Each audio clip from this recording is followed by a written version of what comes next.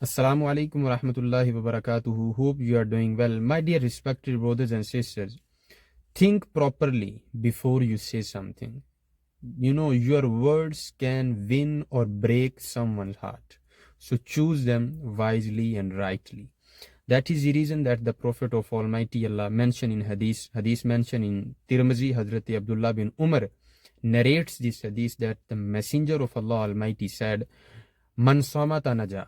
Whoever is silent, he is saved. You know, instead of regretting after saying something inappropriate or after saying something bad, it is better to think before you say something. You know, when you are liming with your friends or family member, you know, most of the time we don't care what we are saying. Sometimes you are, you know, making joke, or sometimes you are making fun, but you are not realizing that your words are breaking someone's heart. Your words are hurting someone's feeling. So always be careful with your words, what you are saying, if that is appropriate or not.